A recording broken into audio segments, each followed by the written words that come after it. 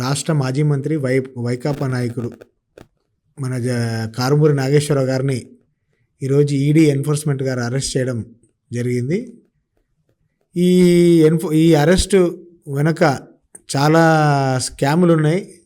అప్పట్లో ఆయన మంత్రిగా ఉన్నప్పుడు ఆయన మాఫియా, ఇసుక మాఫియా ఏంది, లిక్కర్ మాఫియా ఏంటి, ఇవన్నీ చేశాడు. కనుక ఈ స్కామ్ల వెనుక ఎవరెవరు ఉన్నారో అందరినీ ఏకపక్షంగా అరెస్ట్ చేయాలి.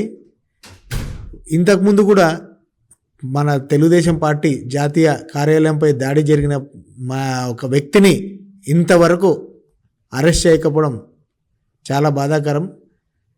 మరి చివరెడ్డి భాస్కర్ రెడ్డి గారు కానీ, మరి రోజా ఆంధ్ర ఆడుదాం స్కామ్లో ఉన్న రోజా కానీ, ఇంకా ఎన్నో స్కాములు చేసిన మంత్రులు, నాయకులు వీళ్ళందరూ ఈరోజు దర్జాగా బయట తిరుగుతుంటే మనం ఎంత బాధపడుతున్నామో తెలుసా. ఆ రోజు మన నాయకుడిని చంద్రబాబు నాయుడు గారి ఆ గవర్నమెంట్లో కూడా ఆయనను అరెస్ట్ చేయడం, ఒక స్కిల్ కేసు అయిపోయినది అది, దాంట్లో ఆ స్కిల్ కేసు ఆ రోజు అప్పట్లోనే కోర్టు కేసు కొట్టేసింది. కానీ దాన్ని మళ్ళీ రీఓపెన్ చేసి కేసు ఆయన మీద పెట్టి ఆ రోజు ఒక సీనియర్ నాయకులు ఒక ఏజ్లో ఆయన 76 ఏళ్ళ మనిషిని అరెస్ట్ చేయడం అనేది చాలా బాధాకరం. ఆ రోజు ఈరోజు ఈ నాయకులు ఈరోజు మాట్లాడుతున్నాడు. ఈ రాష్ట్ర మాజీ ముఖ్యమంత్రి మాట్లాడతాడు, డిఎస్సి ప్రభుత్వం ఈరోజు వదలలేదంటే. మరి మొన్న వదిలినది ఏంటిదండి? ఆ రోజు నిన్న కర్నూలులో కూడా కర్నూలులో జరిగిన ర్యాలీ నీకు తెలీదా? జగన్మోహన్ రెడ్డి గారు